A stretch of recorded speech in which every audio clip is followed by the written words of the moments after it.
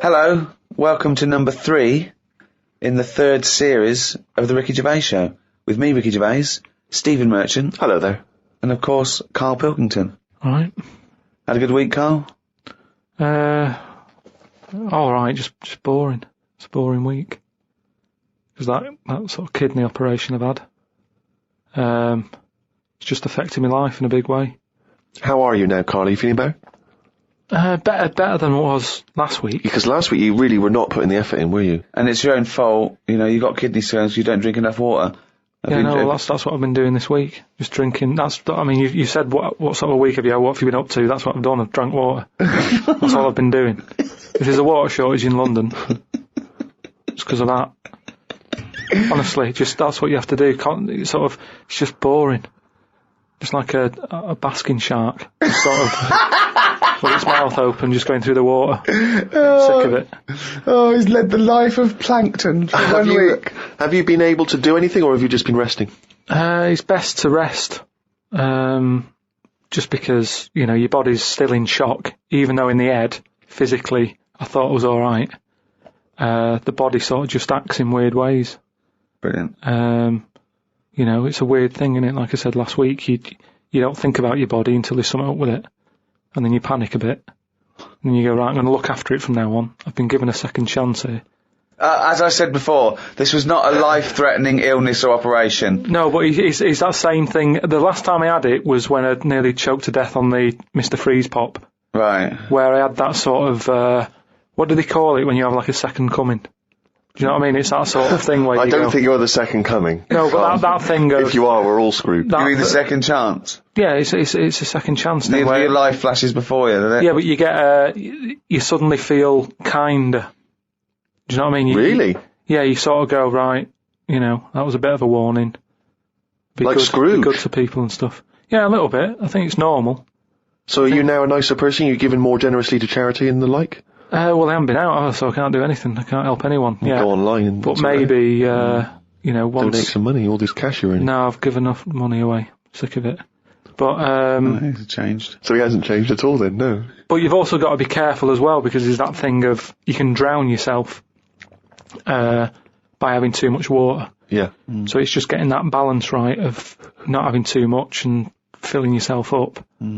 It's that balance, right, of not dehydrating and, becoming like a desert jellyfish, like a little crisp, and drowning yourself. Yeah. You're right, it is a balance. That's exactly what you've got to do. I don't know how you've managed it, Karl. It's very complicated. Yeah. No, but what I do is when I'm thirsty, I drink, and when I'm not thirsty, I don't. Yeah, but that's the problem with me. Whatever it is that's in your head that says you should have a drink, I don't really have one. It's called a brain. It's called a brain. Yeah. It's the brain that tells you. But the brain's never thirsty. I only think of drinking when I'm eating. And I'm not eating as much because my kidney's weird. I don't want to put any pressure on it, so I don't drink. So now, if I have it in front of me all the time, I go, right, I've got to have that. Yeah. So I feel a bit better. Good. Just, it's just been a long week. Because when you don't do much, it's just, time doesn't whiz by. And normally your weeks are packed, as we know, with visits to the cobblers. Yeah. Well, it's just like they say, innit? They say, following an ant. Exactly, yeah. You've got a hectic schedule. I know, I don't know how you fit it all in. But, because I was close to death and everything. You weren't close to death. I've been thinking about, other people who've been in that situation where they're dying and what have you. And it's weird how, like, in a way, do you know, like they say before you die, things to do? Yeah. I've never heard that sentence before. I don't know if they say. Well, I've extrapolated from that. What you mean is there are certain things you should do before you die. Swim with dolphins, etc. Yeah. But in a way, because I've had such a boring week, it's been a long week. So if I was dying, don't go swim with dolphins because you'll love it and the time will whiz by and you go, oh, there's another day gone. Whereas I've been sat at home watching, The Price is Right and stuff. And it's just like, oh, it's only 4:00. Oh, this is dragging. So if I was dying, I'd go, yeah, it's dragging, but I've got ages more left to live. Yeah. What's the point? But it's really about quality of existence, isn't it, when you're dying? No, but anyway, I'm just saying. Oh, okay. Been a boring week. But what I've been doing is going on the internet, sort of learning stuff, watching more documentaries about stuff. Yeah. Okay, tell me something you watched on the internet then. The thing that stands out the most, there's this spider. Right. That a fella got. Popped it in like a little sort of bottle. Yeah. And chucked in 80 ants. And the spider, right, just went mental. And I don't know if the spiders eat ants. I don't know if they do. But he wasn't happy with them, that they were there. And he was just whizzing around, sort of biting them. Not eating them, just giving them a bite. And the ants would sort of just lie there, dead. And the spider had this system of sort of going, right, I'm going to put the dead ones over there. And it was biting them, dragging them across, putting them in a pile, killing another one, popping it in the pile. And by the end of it, it made like a little pile of dead ants. He was just there sort of breathing heavily. And that was amazing, because I've never witnessed that before. But you don't see that happening, do you, normally? So you think that if people are unfortunately passing away, sort of visiting Disneyland or whatever, they should just learn stuff. Just sure, get on the internet and watch this spiders. This world is amazing. Attacking ants. And just that thing of, last week you were saying how good ants were and how they're brainy and they work hard and everything. Yet none of them they didn't know what they were doing. There's panic going on. You watched them again, they were running backwards and forwards, and I remember like seeing a programme about ants where they're meant to sort of work together as a team, and if they climb up a person's leg, that person stood on their house, say, and they're all like, oh. There's a signal and they all bite at the same time. They all bite at once. Now, if that had done that on that spider, they sort of all go on it, and when they're all in position, one of them sort of goes, no, and it bites, and then it would do some damage, but there was none of that. But you've seen things like the Towering Inferno, where even humans panic crazily and jump out of windows and things until Steve McQueen comes along and saves the day, so... Yeah, but at the end of the day, when you're in a Towering Inferno, you were there relaxing on holiday. So, of course you're going to be relaxed, and the shock of it's going to make you go, oh, I wasn't ready for that, I was sat here in my trunks. Whereas that ants should always be alert. Well, yeah. Any insect's life should always be... Well, so for a human scooping up 80 of them, putting them in a bottle with a giant spider. Yeah, but I'm just saying, that's what insects do. Their life, they never relax. That's what's weird with an insect. There's no downtime, is there? It's you wake up, you go and get the food, you build your house. That's what you do, so you're always alert. They shouldn't be sort of running around going, oh, what do we do now? That should be in them. I love that you're annoyed at these poor ants that were bitten to death. But also, they say they're clever. I was looking at it. If I was an ant, I would have just crawled under the pile of dead ones. Just sit under there, wait for the spider to go. None of them were doing that. They were all staying on one side and the dead ones on the other. So I'm just saying that, you're always sticking up for insects, saying they know what they're doing. They don't. Where's this come from? When have I ever stuck up for insects? It's you that's follow them and saying they're brilliant and that, and ladybirds are right-handed and Christ knows what. No, but, so I'd learnt that. Brilliant. You haven't learned anything. There's nothing to learn from that. There's nothing you learned from that. Something about jellyfish, and what else was there? There was a programme on the telly about survival, and a fella who, he looks after elephants, and he's in this little hang glider, looking for an elephant that he's looking after. He has to keep a track on where it's going and all that. And one day he's saying, I haven't seen the elephant today, and the fella's like, well, look for it tomorrow. He's like, no, it's best if I go and look for it now, because it might go further away or something. He said, I wish you'd leave it, till tomorrow. So straight away you're going, oh, this is trouble. So he's going out in his glider, sort of at night. He's looking for the elephant. I doubt it's a glider. It's a glider with an engine. It's one of a light aircraft then. Yeah. So he gets in that on his own. He's wandering about in the air, looking down. Like I say, it's loads of land. He's looking for one elephant. He's not having much luck. Anyway, I think he gets to a point when he goes, oh, I'm having no luck, I might as well go home. Goes to turn round. Something happens. The glider falls to the floor, crashes. Light aircraft. Yeah. That crashes. He gets out. He's broke his legs. Done his back in. His hands. I mean, he's in a bad way. And he looks at the plane, and that's a wreck. Petrol's coming out of it. He's thinking that's not going to fly again. And he has to lie there, doesn't he, for like 48 hours or something. And in that time, everything's being chucked at him. He has a lion wandering around him. A scorpion walked over his leg. Some sort of dangerous snake went in his shoe. Yeah. What else is there out there? Some sort of bad ants. Just everything that's there that could cause a problem. He had it all in his line. I haven't seen this, but I suspect there's a lot of conjecture in this telling of it. Bad ants. Bad ants. No, just anything that you could think of that's out there to cause you a bit of a problem. Camels. He got hot. He got so hot his lips fell off. No, because you have to have a lot of juice to keep your lips sort of how they are. Right. So that's the sort of state he was in. Yeah. 48 hours. And yet he survived in the end. Someone came and found him. And you thought you were bored doing nothing? Yeah, no. Well, he didn't even have the internet. Yeah, but he had a lot of insects. What would you do then if you landed, right?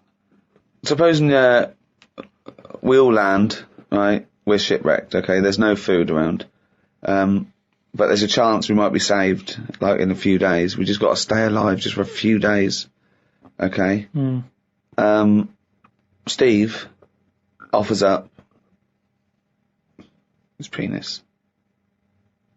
For what purpose? Well, it's already, he's torn it in the plane crash anyway, it's hanging off. You go, okay, listen, lads, let's eat this. This will go 3 ways.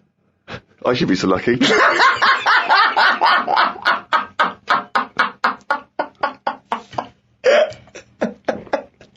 Okay, fine, yeah. I'll look for something else. Because we're surrounded by water. Why are we eating knob? There's loads of fish and everything. There's more fish in the sea than there is stuff on land. That was something else that I've read about how there's more sea life happening. There's loads more. What do you mean? Than what? Than stuff happening on land. Well, yeah, it's a bigger place, isn't it? Yeah, and there's more. They're all coming further in because it's getting so crowded. Everything's being pushed outwards. So we're going to get to a point where people won't go walking in the sea because there'll be something deadly just floating about on near the shore. Again, that's no information at all. I don't know. There's no information in that statement at all. Yeah, I said how the sea is so overcrowded that everything's being pushed to the edge. It's not overcrowded. It is. You mean things that are in the sea are being pushed to the edge of the sea? Yeah, because there's new stuff happening all the time.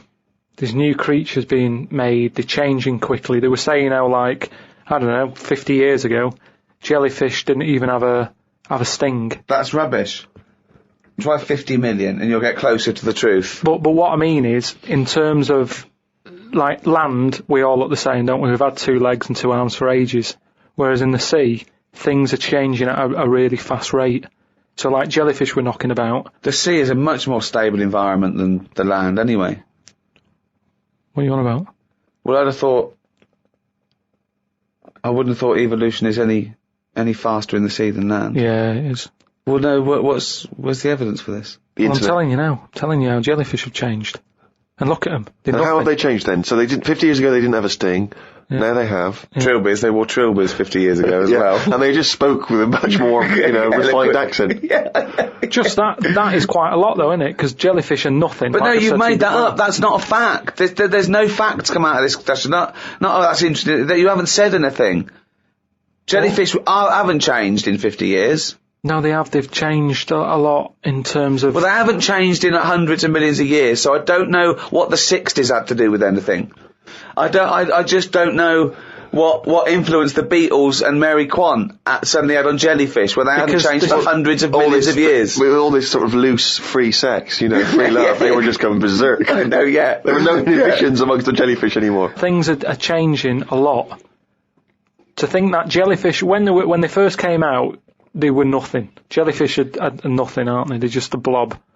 So when they first came out, when they were first released, new by Ron Karl. Yeah. But what I'm saying is, even though they were nothing, they've grown to have a bit of something, just to get by in a busy place.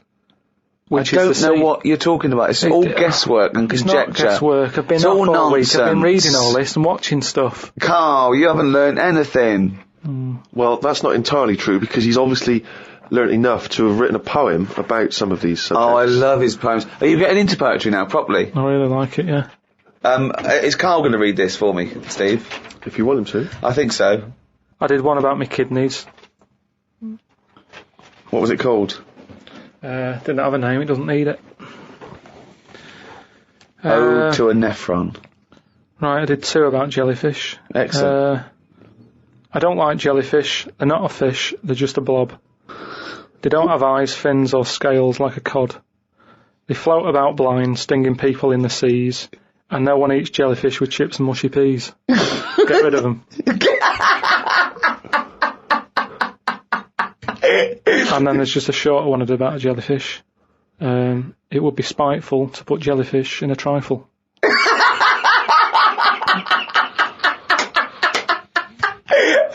Yeah, it certainly would. So, That's great! That's really good! Because it's jelly. He's done us there, Steve. Yeah. That's a really good poem. It would be spiteful to put jellyfish in a trifle. yeah. A little half rhyme. Yeah. Do you want the one about my kidneys? Yeah. For God's sake, me belly ache. The doctor said it's me kidney. He said he's got to stick a tube up me knob. I said, you got to be kidding me. For God's sake, knob ache.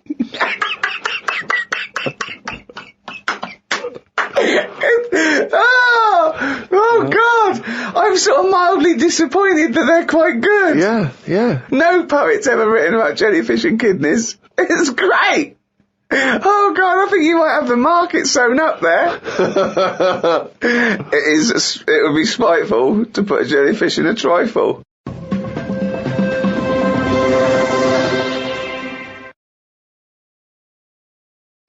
I mean, I'm both impressed and fascinated and worried by Karl's new literary outlook. Yeah. You know, we've said to him, we've tried to make him appreciate the arts and poetry and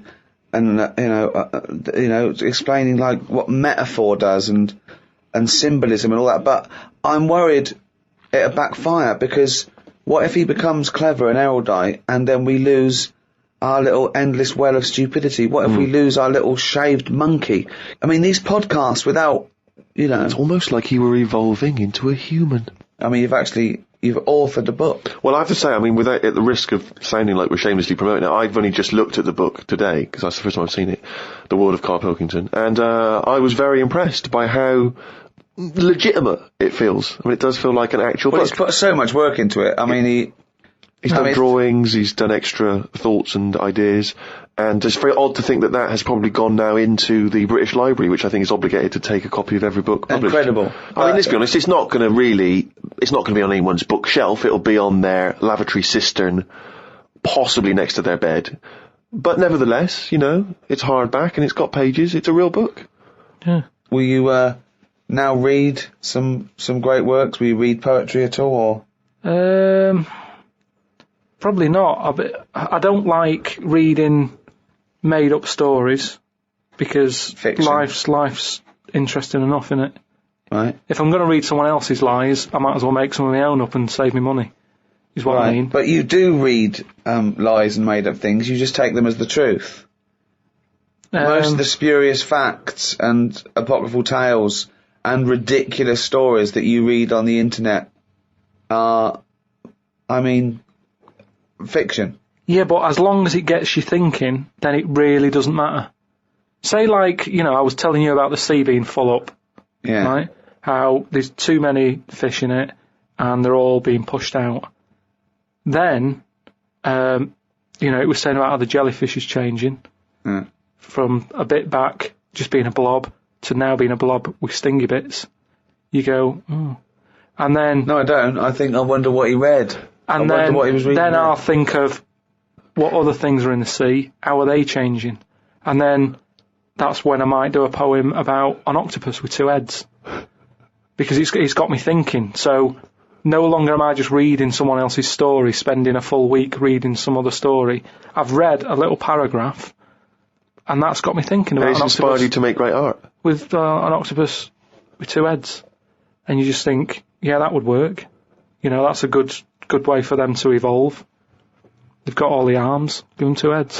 They've got all the arms. And, you know, it would work because, like I've said to you before, it is one big head to make it 2 smaller heads. So it's just looking at science, looking at how things can move. It's not looking at But it's science. not looking at science. You then speculating on an octopus having 2 heads is of no value, is it, to anyone or anything? But there's people out there who are bringing out books who are writing stuff like that for sci-fi stuff. And I think, why am I reading But that's theirs? entertainment. Everyone knows it's not true. They're doing it to... But they do more than just say, wouldn't it be great if there was an octopus with 2 heads? They then paint a world in which this octopus exists I and can do presumably that. causes some kind of narrative interest. I can do that on my own, though. Without... So what's the story of the octopus with 2 heads? It's happier in the end. Everyone likes happy ending. He's got company. But that's not a story, Karl. What? Tell us the story. What, you made up a story about an octopus with 2 heads? No, I'm just saying... I've thought about how the sea's changing. Right, what else is in the sea? Octopus. Right, what's an octopus like? Well, it's just a big head with a load of arms. Right, how would I change that? I love this thought process. But it's not a story. This is not a story. It's not anything. It's just some thoughts you've had. It's not... But a story is there to make you think and have thoughts. But what is it that you've thought? You've not... I don't see what you've thought here. I've just thought, yeah, that'd be alright. I know, but... Well, like King Kong then. That's only someone who's gone, oh, monkeys are getting better at stuff. Yes, but it has a story, doesn't it? They go in search... No, it isn't. It isn't saying monkeys are getting better at stuff.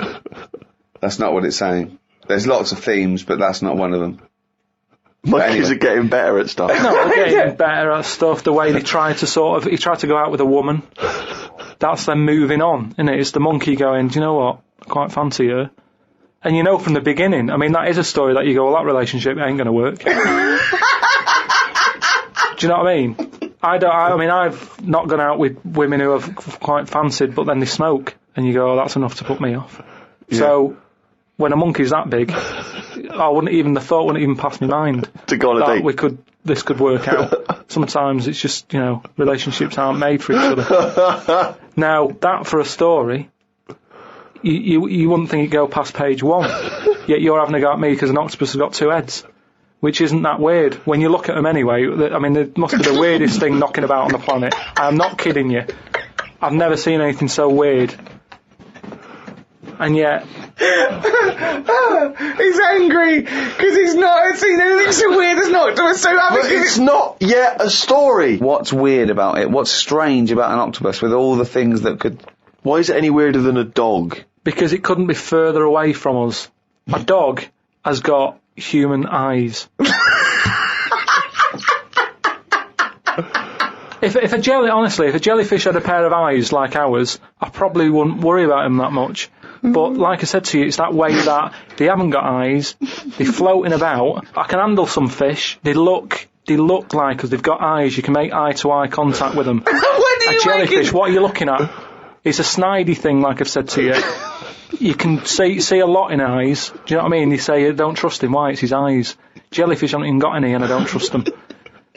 Whereas if it had them, maybe there'd be the odd one that I'd go, oh, that one's alright. Okay, Karl, I'm just going to throw an animal at you. Tell me how weird it is, what bits annoy you, how you change it. Okay? A crab. How would I change it? Yeah. Does it annoy you? Do you think it's weird? They are weird. But they're at that size where they can get away with it. Yeah, it suits them. Okay, good. Would I change anything? In a way, what you're saying about things not working, he can't walk forwards. So why hasn't something happened? Why haven't they said, do you know what, these arms are too clumsy. We need to have them so they can slot away easier, and we can pull them out when we need them, instead of clumping around with them. Because they do struggle. You see them struggling with their arms. Yet they're still here, they're still doing that, they're still designed that way. What's the weirdest animal? So you think the octopus is the weirdest animal on Earth? Yeah. In terms of design and everything, and if you lined everything up, say if I'd come from another planet, and everything was lined up in a row, and they said, right, we're going to give you a crash course in what's knocking about on this planet. Yeah. And you go, right, go on then. And you go, this is man, here's a woman, here's a dog, here's a cat, here's an octopus, I go, hang on a minute, what is this?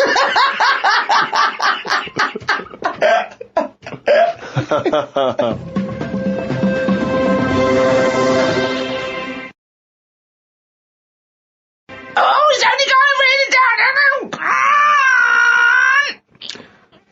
That jingle, of course, signifies another reading from Karl Pilkington's diary. There was an animal in the paper today that I've never before seen. It's called an alpaca. They are gormless looking. The fellow who breeds them said they are easy to look after because they're used to harsh conditions because they normally live in the mountains. The problem with this is they will turn useless eventually, and then if we tried to bung it back on the Andes, they won't like it. It's like how people win these live like a star for a week competitions. They're not good for anyone. Okay. Do you know what I mean? If something's living somewhere... But he's not going to send them back to the Andes. He's presumably breeding them for something else. Yeah, but say if eventually, the world's getting busy, there's hardly any room, and we go, right, what can we shift here? What's getting in our way that we can shift? Well, those funny-looking things came from the Andes, bung them back. All right, then let's put them back. And they go, oh, they don't like it. They're not surviving, they're dying out. Why did we bring them here? Oh, it was closer. Yeah, but look, we've died out now of the... Sorry, this is not with yourself. This isn't happening. Don't get angry about it like it just happened and you're sick of it. None of this has happened yet. I'm just looking at how it will happen. Leave them where they were. But you're getting angry about things that you're speculating on now. It's absurd, Karl. Not once have I read here about your anger about terrorism or international, political injustice. Not once have you written about that. Only about the fact we may send animals back to the Andes. I know, but just because it just annoyed me, that's all. They brought them here. Some fella's getting a load of praise because they brought this weird animal into the country. And yet, it's like, well, they were on the Andes for a reason.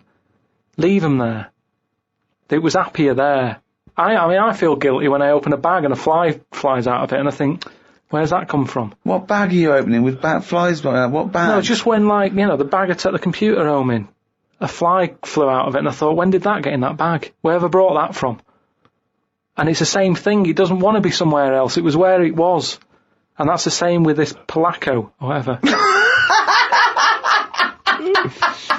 Great news. Get $25 cash back on the purchase you just made. Sign up now. It's amazing. It really is the ramblings of a madman, isn't it? Some new sea thing has been found. That's the headlines on the news. It wasn't found by sea experts. It was found on eBay. Someone was selling it for $5. I don't see the point in buying something that you don't know what it is. What do you mean? What do you mean? It was... Someone's found some sort of shell with a thing living in it. Right. They thought, I've never seen one of these before, I can flog it on eBay. Someone bought it and then wanted to look after it, went to some sea expert and they said, I don't know what that is. That's the story. It's just weird how now you can get up to being found on eBay. Cash no, it wasn't found on eBay though, was it? Yeah, but that's where the specialist people sort of picked up on it. It's just weird that, all I was saying is I wouldn't want one. If you don't know if it's a new creature, you don't know what makes it happy. When you get a kitten, you go, stroke its head, loves it, right? And you can do that knowing that it's liking it. If I had a little seashell and you go, does it sit in water? I don't know. Do you know what I mean? You could end up doing more damage. So that's why I wouldn't want it. It's nice to have rules, isn't it? It's nice to know what you're doing with something. Well, as you write in the diary, it's like if an alien landed and wanted to live with you. As much fun as it might sound, it wouldn't be long before you got annoyed with it because it wouldn't eat the food you gave it. That's what I'm saying, but I couldn't have a go at it because it might not like pasta. It might not. Everyone likes pasta. Wow. That's it for another week. I hope you've enjoyed this half hour of drivel. I mean... some of the most stupid things ever said. I mean, it's like he's got a contempt now for the world. He doesn't care what comes out of his head. Learning can be frustrating, can't it? You maybe I'm getting you thinking. Maybe on your way home today you'll be going, octopus with two heads. And if you do that for 5 seconds, I've done my job. Good to have a job, innit? So, from me, Vicky Gervais, goodbye. From Steve Merchant, goodbye. And from Karl Pilkington. Right. Hello, and welcome to number 4 in the series of 6. Season 3 of the Ricky Gervais Show with me, Ricky Gervais, Stephen Merchant. Hello. And Karl Pilkington. Alright. Yeah, first of all, I'm sorry to do this, but me and Steve have got to bring something up that's been bugging us for a couple of weeks now, but it's reached... you are so fucking lazy, Karl, at the moment. You have time off, right? You go away every weekend, so me and Steve are so precious at the moment with so many things to do, with extras and books coming out and stuff. I've never heard anyone whinge about going in with kidney stones. I know loads of people that had kidney stones. Not like They've mine. had no, you say not like that because they've had the operation. I know people that had their appendix out, right? An actual under the knife operation, and he was back at work the next day and he had a bit of a sore side. But you have whinged now for weeks and weeks, everything. You say, oh, I've had this, oh, I've got to go in again. But you're still well enough to go away every weekend to see your folks or your in-laws this is the problem. or holiday. And it's just like, we are so, sometimes you've got to pull together, mate. Yeah, but what I'm saying is, you say keep a diary, and you said make sure you do a diary for a year. Yeah. If I didn't go and visit people and travel the world, what would I do in it? Karl, I read your diary every week. All you seem to do is spend time in a cafe, having a cup of tea and a bit of breakfast. That's the Who weekend, that's are when you people do constantly stuff. visiting? Anyway, let's not argue. You don't even People like know your what we're family, I arguing. thought. It's not my family, is it? Well, Suzanne's family. you don't like anyone. Work. Why are you visiting? But you say I'm working that weekend. I'm working that weekend. We have to put. So work. Let's put this in first. It's a busy time. Family's important, isn't it? Yeah. You can't keep messing people But this about. is all you have to do. What else are there's you loads of doing? doing. What other job have you got? Loads of stuff. I don't want to go into what I'm doing, but I've got loads But of all stuff. I hear is you're always having meetings. I You're know, always yeah. going from meetings. Yeah, I know, yeah, I don't know what that means, yeah, meetings. yeah. Right, anyway. Meeting in a bloody cafe. Yeah. Right, So, well. no, seriously though. So, you've been on your travels, you've got lots to talk about, so... Yeah, I've got to go in hospital again as well, haven't I? So, What's your current state with your old... I don't want to go on about it. Well, no, I mean, you've brought it up. You're fine, you're well enough to go away, you're well enough to go on holiday, you're well enough to visit people, you went on a train, you went to Manchester, you must be well enough, so you're well enough to do this. I went back to Bristol at the weekend. I had a bit of time off, as you know, because Karl couldn't do the work. So I know. That's what I mean, yeah. so we all had a nice No, time. well, No, I didn't. I went to Bristol when I was working. That's alright. But Well, he's exactly. still visiting a place, is what I'm saying. Well, that's a ridiculous thing to say. That's like saying a pilot doesn't work because he's visiting a place. No, because he doesn't visit it. He No, doesn't you get out sit the down plane. on your arse. Sometimes you hire a car, so you can't be reading or studying. You're driving for 6 hours. Yeah. I went there working. We went to America, we were working. I went to Bristol, I was working. Oh, shut up. Ooh. Do you know what I mean? Getting a bit uppity. The truth hurts, Stephen. The truth does hurt, and it's interesting that Yeah. he suddenly snapped at you there. I know. Because I wondered to myself, if it weren't for you, Mr. Ricky Gervais, what would this man, this little round-headed man, be doing right now? Fuck all, Stephen. Fuck all. Yeah, I went back to Bristol at the weekend. As we know, we all had a bit of time off. And, actually, I was quite annoyed because I passed the pub near where my parents live, and they had a band on. You know, pubs sometimes have a band on. And the name of the band, I'm disappointed that I missed them. The name of the band, Rick, was Loose Change. But what I like about Loose Change is it's the least evocative name for a band, isn't it? It's not amazing. sexy, it's nothing. It's got no kind of mood or feel to it at all. Loose change. It's Welcome. Rough outline. yeah. It's just nothing. The checkbook stubs. Pocket fluff. yeah. But while I was at my parents' house, they often, they keep clippings of things, if we've been mentioned in the papers, they like to keep a record of them and stuff, because, I like to show it to my grandparents, and keep fully abreast of things. And, I managed to find a couple of them. This was I don't know if you've heard this, Karl. It's, for people who don't realise, Karl was making a couple of little 3-minute TV projects recently that were on Channel 4. And in the Sunday Times, someone's written a letter about Karl to the Sunday Times. Wow. They can send in comments and views on things they've seen, read, heard. Oh, excellent. And this is what someone wrote to the Sunday Times. Who is Karl Pilkington? And why have I just wasted 5 minutes of my life listening to some of his cretinous thoughts on Channel 4? He asked, why are there so many dinosaurs on display in museums? Quotes, couldn't they just choose the best one and just show that? He summed it all up by deciding that we know too much. Somebody clearly doesn't know enough to know that this is a complete waste of airtime, showing no wit, intellect or creativity. That's from Wendy Robinson in Berkshire. You can't have your critics. You know what I mean? You've got to have your critics. Of course you have. If everybody liked what you did, then you're not doing the right thing. She wasted 5 minutes, and they were 3-minute wonders, so it must have felt... Yeah. 2/3 as long again. But think how angry she must have been to have bothered writing this letter to the Sunday Times. Well, that's good. I mean, though. you It's made really a must decent- have. It's all about getting people thinking. That's what I always say to you. As long as I'm getting people thinking about what I've said, she remembered what I said. But what views did you put out in these short films which you feel people perhaps should be talking about, discussing, digesting, thinking about? Just stuff that was in my head that day when I was filming them. Yeah. Is it in your head now? Some of it is. Now you've remembered me what I said. Now you've what? Now you've sort of told me what I said in that one. Yeah, I remember saying that. Yeah. And I stick by it. Remembering some other stuff. Yeah. I'll tell you now, right? This, if I don't know if Wendy's, listen to this. But, Almost certainly not. But listen, right? I was saying about the museums, right, and how they're big and everything, and they've Brilliant. got dinosaurs all over the shop.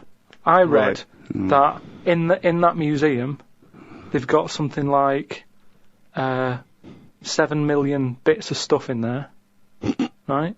Now, when I spend 2 hours in somewhere, just show me the good stuff. Don't be saying we've got 7 million bits.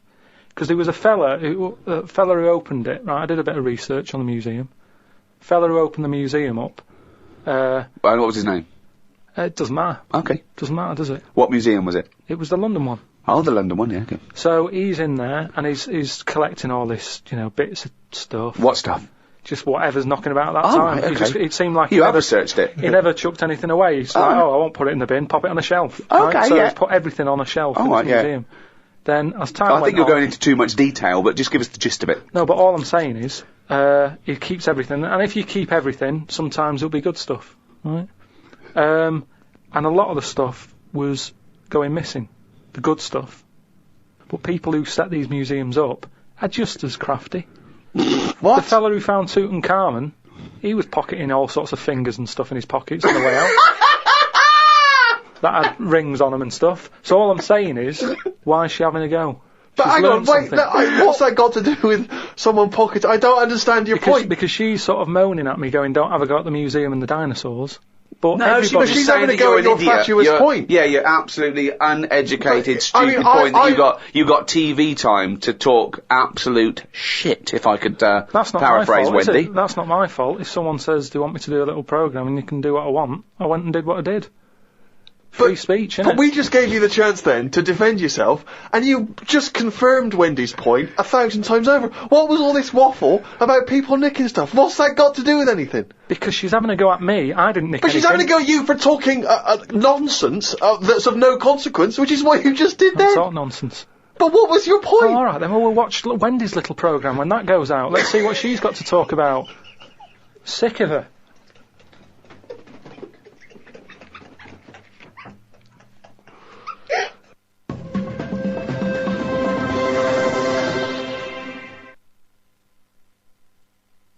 So anyway, as I say, my mother saves various clippings and things which may be of interest.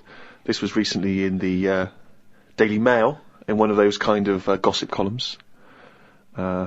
Ricky Gervais's cringe-worthy dance routine as managerial buffoon David Brent was undoubtedly the highlight of BBC comedy The Office. Perhaps credit for the scene should not go to Gervais, however, but his lanky co-writer Stephen Merchant.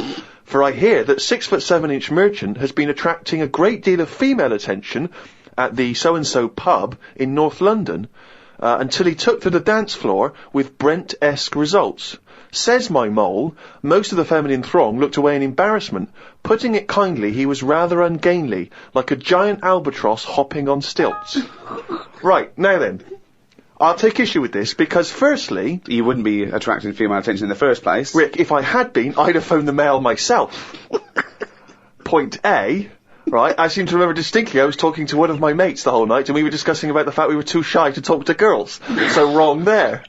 Yeah. Point 2, as you well know, if I take to the dance floor, which on this occasion I didn't, I remember distinctly not because I love to dance, I would not have been described as a giant albatross hopping on stilts because Karl has seen me dance, you've seen me dance, you know I'm a good mover. Yeah. Just in the same way that people can't quite understand how Peter Crouch, the same height as me, Yeah. is able to be so brilliant on the football field. Yeah. The same people look at me when I'm dancing, they go, I don't know how that big guy is able to bust some of those kind of moves. Yeah. I've won 2 dance contests in my life. Yeah. Those facts, those stats speak for themselves, Rick. I know. I mean, you've seen me dancing, how would you describe me? I think that you look like isn't an albatross, isn't it? So you look like an upright lizard, right? Being given electroshock treatment. And I think that's a lot fairer, isn't it, than the albatross nonsense? Well, so I'm just trying to picture that, because again, I was that a compliment? You were on my side, right? You were defending me. A cross between a giant lizard and a stick insect. Again, because they don't sound, straight away they don't sound like compliments, but I'm assuming you're on my side here. A stick insect with funny glasses? Is that? I thought, I was thinking you would perhaps be a bit touch more supportive, but you've not really. Karl, you've seen me dance. What are your views? It's just like a bit of weird art. That's brilliant! That is brilliant! That's so much better than albatross! I wouldn't have said an albatross. I was looking at one of them the other day, and I don't understand what they mean by that, because they're dying out. They say, they dive in the sea. Oh, it's gone. Yeah. Something happened in the brain. It went from the point we were making via an albatross, then it just shut off. It just ping like a pinball. Well, let's hear, because it's going to be another good point. No, it's just saying how, because I've never seen one, and they were saying, how would you feel if you never saw one again? And I was like, I've got by this long without it. It's not bothered me. But it was just sort of saying, what they do is they dive in the sea, sort of put their head under the water, see if there's any fish knocking about, grab one, get out again, right? Yeah. Go to land. I don't know if they're designed to do that. Well, obviously they are. No, because seagulls are, because you see them floating about. Now, what's happening is, they're doing that, but getting caught in nets. Well, that's it. The net shouldn't be there. That's the point. They're totally adapted to their environment, but we came along millions and millions of years afterwards and stitched them up. It's not like people are going, well, the nets were always there. How did they evolve without getting caught in the net? We invented the net. We've only been knocking around for a few 100,000 years. But what I'm saying is, it's that thing about animals learn by mistakes by other animals. You know, like the monkeys peeling potatoes. Right. That's never happened. They go and put nuts in the salt water to salt the nut. Whatever. How does that get to peeling potatoes? Because in your head, they were working in a canteen. Making chips. Yeah, definitely, yeah. It doesn't matter what the food is. I'm just saying how they know how to sort of prepare I love food. the fact that you don't care what the fact is. When you're discussing facts, that's all that matters. Otherwise, on Mastermind, they just go, who wrote Much Ado About Nothing? Dickens? Yeah, close enough, whatever, someone did. The fact is what matters. Yeah, but with that question, that's got a straightforward answer. What I'm telling you is the way that animals work. If it's a potato or a nut, it's a foodage.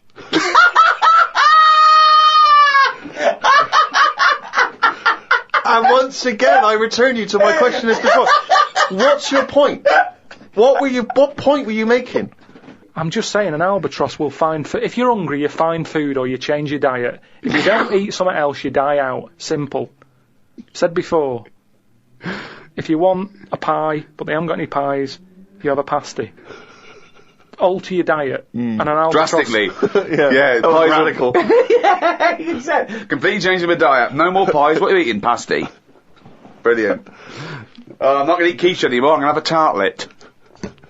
But you're getting more and more sort of single-minded in your... No, single-celled. Yeah.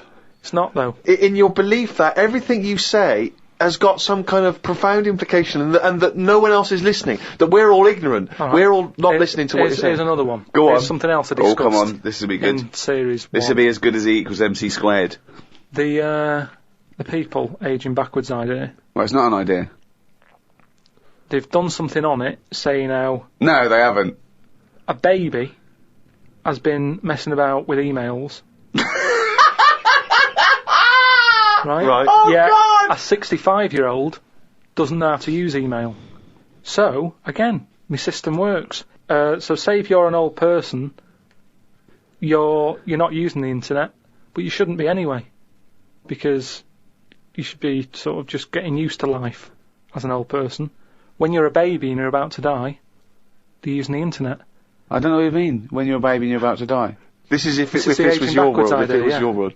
Well, let me just ask a couple of questions. That makes no sense at all. What you just, that makes no sense at all. I'm just saying that my theory... You may as well have hit a wok. to express that point, because they're... the pong, that would have made more sense. This is why, more profound. This is why more resonant. This is why Wendy's having a go, though, because you're not being open-minded. You're not thinking about... But we're being open-minded to good ideas, to sensible thought, to intellectual considerations. We're not being open-minded to this utter drivel. Yeah, but every invention is a bit... Who'd have thought the Frisbee would have caught on? That's not... I don't think that can count as an invention, though. Of course it is. People are paying for it. Someone said, I'm going to invent something. But people are paying for carrots. But they're not an invention. Because you pay for something, it doesn't mean it's an invention. No, but a man-made thing. A Frisbee, it didn't grow off a tree, did it? Someone's made that and gone, I can sell this. And people are buying it. You know, all I'm saying is, things change, don't they? You know, the albatross is dying out. The way, like when I walked into the flat, right, we've had hot weather, haven't we? We've had a lot of flies knocking about. Now, when I was younger, I never saw flies sort of hanging about in gangs. Whereas... I don't know what world this is. Would they have little motorbikes? No, you know, just you'd sort of see one would get in the house, you know, my dad would kill it or whatever, but you'd never see three. You wouldn't be going, oh, which one am I going to get first and everything. They'd come in, they'd exit out of a window or whatever. Whereas I walked in on a bit of activity. There's nothing to eat here. Right? 3 flies in the flat, right? All sort of whizzing around. Right. All together, right? So I just sort of think, oh, you know, let them be. They seem to be happy. You know, they're playing around with each other, right? Sat down, reading the paper, look up, right? It was like one was trying to like have it away with one of the flies, and the other one was having a go as well. It turned out it was a little fly that didn't want any of the action, but 2 were attacking it. How could you possibly gauge that? Just by watching. That's how you learn, isn't it? You watch. But no, this is conjecture again. You had no idea what was going on there. No, I did. It's the way they were sort of jumping on it and stuff, and I was like, oh, I'm not happy with this going on, and you know, under my roof sort of thing. My house, my rules. But it's a nightmare because it's small. You can't control it. You don't know which one's which. You might end up sort of pushing out one. That's the baddie. What are you talking about? I'm just saying. Why are you getting involved? Just because creatures are changing all the time. What are you talking about? What point are you making? I'm just saying the way that flies used to be happy-go-lucky, on their own, the sun's out, have a fly about. Whereas nowadays... now, there was like little attacks going on. But how could you tell which were the 2 aggressors and which was the victim? How could you distinguish? This was the problem. I mean, all I was looking at was which one they kept attacking. And I was thinking, if I can get that one in the bedroom and then get the other 2 out the window... What are you... Just breaking it up. Because what sort of a person would I be to let that go on? I don't know what he's talking about. He has no feelings for anything. He doesn't care if whole species die out. Why are you getting involved? That's where you're wrong, because I think more than most people. I think there's a lot of people who just go through the motions. Yeah. They do the same thing every day. They can do a job, but that's all they stick to. They don't think about what them flies do. Karl, what's that I've known you for, I don't know, 4 years, and all you ever say is things like, why do we have jellyfish? No, I haven't mentioned a jellyfish today. But it's the same old shit. You look at something, you make up your own story, and then your conclusion annoys you, even though it's totally fatuous. Like I say, the man with the Frisbee, what happens if he had a mate who said, rubbish that, he wouldn't have done it? I love the fact that you think the Frisbee is the pinnacle of invention. Yeah. I think it's amazing. No, it's an example of something that, you know, if he was on some programme where you said, I've invented this, they'd go, get out. They wouldn't give him time of day to say, right, I've made this thing, it's out of plastic, you throw it about. What for? Well, you just chuck it about on the beach. What's the point? It's a bit of fun, innit? No, I don't like it. That was an argument with himself. No, but do you know what I mean? It's a popular little thing, and I'm just saying it's easy to put ideas down. But you've never even come up with an idea as good as the Frisbee, and that's saying something. I came up with a clippable mat that goes on a cup, and it's a good little thing. I haven't followed it through yet. A what? A clippable mat.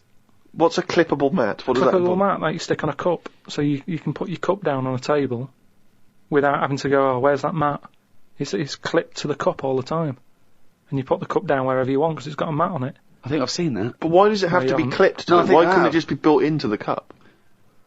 Because, So it clips onto, you've got to have special cups. It doesn't clip onto every cup. no, but just the same way that every saucer's different. You don't say, oh, I'm sick of this saucer, it doesn't fit a mug.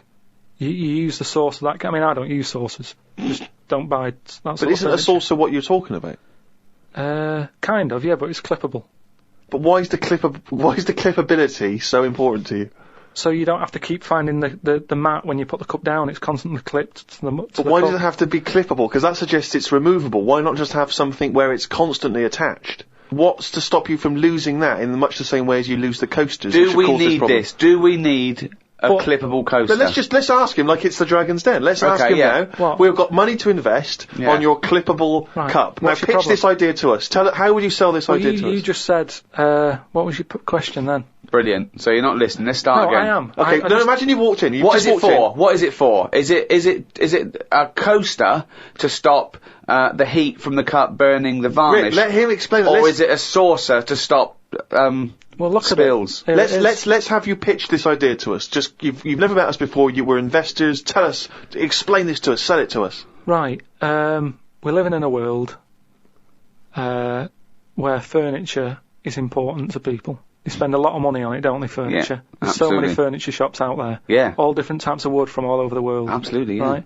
If something's come from the Amazon, you don't want a coffee stain on it. No, you don't know. Right. But we're living in a world as well where people don't use saucers.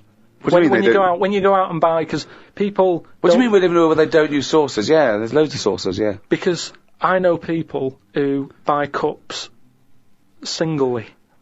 Right. Because there's only two people living in a flat, so you don't buy a big box, because in a big box of like plates and that, you get things like, what's the plate that's above a saucer but below a plate? The plate that's above a saucer, but below a plate. So it's a plate, but it's below a plate. But it's a size that you sort of go, what am I doing with this? So, what would it be? A side plate? Maybe, A but plate that you'd have alongside your regular dinner plate, right? You put a bread roll on or something in a restaurant. Maybe, Yeah, okay. but you What's don't your need point? What do you No, mean? there's a- this is fascinating to me. Because this is his best attempt now to Okay. try and attract investment. do you know where your mats are at home? I haven't got mats. Don't use them Why not? because it doesn't bother me. I haven't got any highly polished furniture from the Amazon. Right, Steve, have you got any sort of... I've got some coasters and I use the coasters. And do you know where they are when you need one? Well, yes, because they're always at the place where I would normally put down a mug of hot tea, i.e. Yeah. on a table or a coffee table. Right, now... do I you find- if I had a highly polished table from the Amazon, I'd keep my coasters on it. Yeah, but what I'm saying now is, what happens if you get up with your cup of tea, you're a busy man, right? This is Yeah. what I'm saying, we're living in a world where people are busier than Yeah, ever. go on. Not everybody can sit down and enjoy a cup of tea sat in the same place. Right. You get up and you might move into another room. You haven't got a polished table in there from the Amazon, so it doesn't No, matter. but you might be working on another expensive table Oh, fine, we'll have a coaster there that as has well a then. computer on. My question is this. One, does it fit all mugs? Or do I have to buy a special mug to have this special Well, bit we can, attached? we can work it whatever way you want. We can either look at the standard size mug and say, let's appeal to everyone, or we can get in touch with some mug company, How is it clipped? just like little plastic clips that clip onto it, Yeah. and then you clip it off and you clean it. They're dishwasher proof, by the way. They don't need that But at all. why can't you just make a mug that has something built in the base of the mug to prevent it from making the mark? No, I don't It's need only that. the heat that makes the mark, isn't it, really? I just want to say now, that's a pointless idea, and I'm out. Right, but what about the idea that you've just suggested then, with the mug with the saucer built in? Yeah. What about will we do that together? But that's not your idea, that's my idea. Yeah, but without my idea, you wouldn't have had that. Well, but that's absurd. We're having a conversation, I've come up with an idea, now I've got the money. do you I've want- got the money, do you and want I'm going to go off with that idea. Yeah, you haven't painted it anyway, and it's a rubbish idea, and you couldn't. It's not paint. rubbish, because I've just thought as well, that'll be good for putting biscuits on the side as well. Oh God! Okay, no, And let's that not- means we can get rid of that plate that I don't know By what the to do way, with. now this is broadcast, you can never patent this idea because it's out in public domain. Rick, why don't we see if there's anyone out there who's willing to invest in this idea? Are you a mug manufacturer? Are you a mug designer? Are you someone who's got any interest whatsoever in this idea? Do you think it's a saleable idea? And more importantly, would it be not great to have a picture of Karl's face on the mat? Because it's perfectly round. Perfectly round. As well, and you'd scold him every time Yeah. you, So there'd be a certain satisfaction in that. Yeah, well, if Peter Jones is listening, or that Ballantyne fella, or, what's his name? Any of the big investors on that show, or indeed Yeah. any investors anywhere, podcast@rickygervais.com. Get in touch. Tell us how we can move forward with this brilliant new idea. Pathetic. Oh, Chimpanzee's gone and written down the little... The jingle that signifies another reading from Karl Pilkington's diary. Got up and put the radio on. I listened to the story that the vicar read on Radio 2. Yeah, that could be good. He was saying how Jesus was 33 when he died. He said he was more into the idea of doing a lot in your life than living for ages. This was linked to the news about the doctor who's come up with some stuff that he's been injecting himself and his wife with that makes you age better. I looked it up on the internet. It wasn't worth them doing it because they are already old looking. I don't know why people want to stay looking young. You can wear a bald head better if you're old because hairs are replaced by wrinkles. That's drivel. No, it's not drivel. It's Pointless. A pointless entry to a diary, that. It's not, because that could be like an important bit in like world history. What? The fact that someone's trying to make people not age. Age is good, isn't it? When you see an old That's been person. going forever. What has? People trying to age better. No, but he's talking about if you're 90, he wants people to look like they're 30. And that's not good, because how would the world run when that's going on? Well, I agree. But when people, again, it's not a revelation. If I like chatting to old people, because they know a lot of stuff. So if I'm sat on a train and someone's old, I'm happier talking to them about... They get up and move after about 10 minutes. Well, he likes the fact that many of them are infirm and can't. Yeah, they have to stay there and listen to this one. But yeah, even that means that they're getting more out of life in a way, because they don't move about as much, so they have more thinking time. It is weird how that happens to you as you get closer to death. Jesus. You know, you're not working as much because you're resting, and you can think back about your life, and you can think, oh, I had a good one. Actually, it's not been that bad. Whereas if... But you must have started that now, because you've been doing nothing for the past 3 months. Yeah, but I'm just... Well, like I'm saying, it is a good thing for you to do, to sort of think about what you've been doing with your days and your weeks. And how stuff. do you assess your life so far? With all this spare time you've had on your hands and moping around and moaning about your illness and just sitting round, right? You've been introspecting, have you? Yeah. Go on then. What have you come up with? I haven't come up with anything. I'm just, I'm just, you know, I have an all right life, and things are changing. Oh, keep saying that. No, but you don't know how much they are changing, to the point of, I don't know if I mentioned the squirrel eating Mars bars, but from that, from that happening to monkeys opening bottles with lids on them, to, it's mental out there. It's madness what is going on. And all I'm saying is old people need to be old people. You need oldness. You need to see old people. You need to go, right, they might have a solution. They've been on the earth longer. Quick, we need an answer. How old are you? I'm 32. Well, you look 78. I don't know what you're saying! I don't know who that conversation was with, why you got angry, and I think you made the opposite point that you were making at the beginning. If you say you're 32, you look 78, no, you were saying about it'd be a problem if you were 78 and looked 32. Well, I don't know what you're saying. You came down the wrong side then. You did that whole thing and you bollocksed it up again in your brain. I'm just saying, either way, you need to have people who look old. Otherwise, who's in charge? I don't know what you mean. Right. So you say you're saying it'd be alright to make 78-year-olds look 32, as long as there were some 32-year-olds that look 78, as long as you've got old-looking people. No, but say Can I tear this page out? Because it's worthless. What I mean is, when I went to the doctors, I saw the specialist, right, about the kidney stones. I was asking him all the straight questions. Go on. Is it life-threatening? No. You know, how long am I going to be out? Couple all the of rest days. of it, right?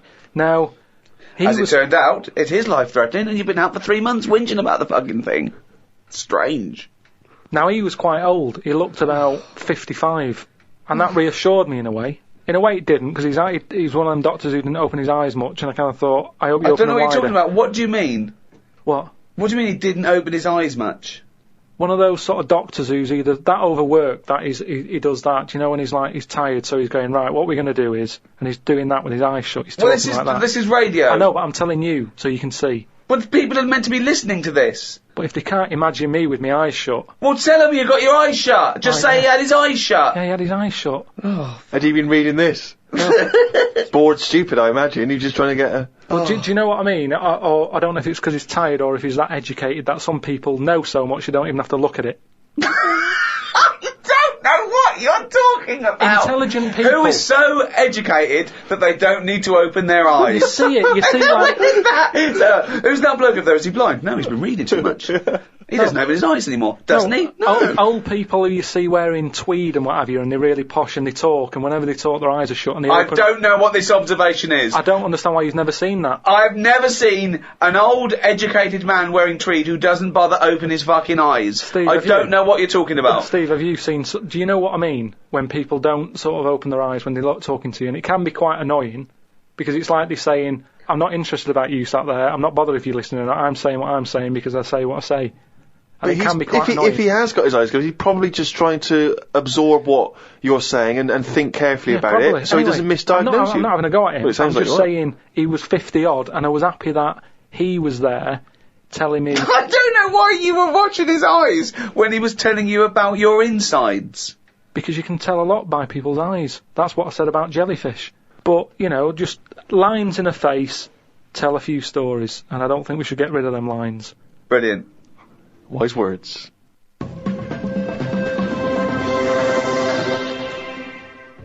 Well, that's the end of show number 4 in this 3rd series of the Ricky Gervais Show. So it's goodbye from me, Ricky Gervais, Stephen Merchant. Goodbye. And, of course, Karl Pilkington. Right.